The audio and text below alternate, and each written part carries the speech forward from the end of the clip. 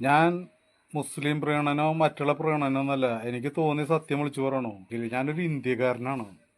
എനിക്ക് അമേരിക്കയുടെ മൂട് തങ്ങേണ്ട കാര്യമൊന്നുമില്ല, എനിക്ക് ഇസ്രായേലിന് മൂട് തങ്ങേണ്ട കാര്യമൊന്നുമില്ല.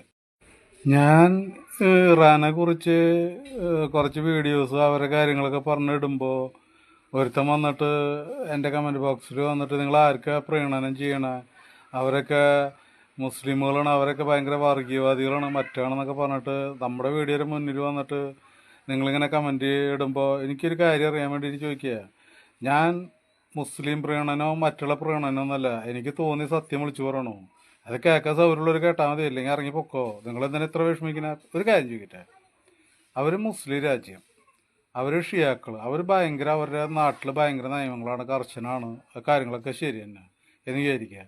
നിങ്ങൾക്കാർക്കും ബുദ്ധിമുട്ടൊന്നുമില്ലല്ലോ.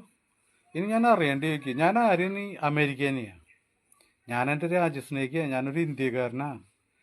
ഈ ഇന്ത്യനെ എത്ര വട്ടം ഈ അമേരിക്ക കാലകാലങ്ങളായിട്ട് നമ്മളെ ദ്രോഹിക്കുകയല്ലേ ചെയ്തിട്ടുള്ളൂ. അവരെന്നേലും ഒരു നന്മ ചെയ്ത് നിങ്ങൾക്ക് ആർക്കെങ്കിലും കാണിച്ചു തരാൻ പറ്റുമോ?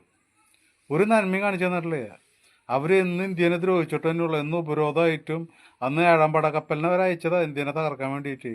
അതൊന്നും മറന്ന് സംസാരിക്കരുത് കേട്ടോ. ഇറാൻ എന്തായിക്കോട്ടെ, നമ്മുടെ ചമ്പകർ പോർട്ട് എവിടെ നിൽക്കണ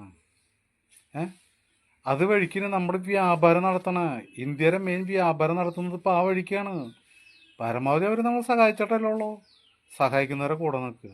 ഇവിടെ മതം, ഭാഷ, വർഗം അതല്ല സംസാരിക്കണ്ടേ. ഒരു ഇന്ത്യക്കാരനെ എപ്പോഴും ഇന്ത്യയുടെ വിജയത്തിൻ്റെ കൂടെ നിൽക്കണവരെ സഹായിക്കുന്നവരെ മനസ്സറിഞ്ഞ് അവരെ കൂടെയെങ്കിലും ഒന്ന് നിൽക്കുക. തുറന്നു പറയാൻ ധൈര്യമില്ലെങ്കിലും.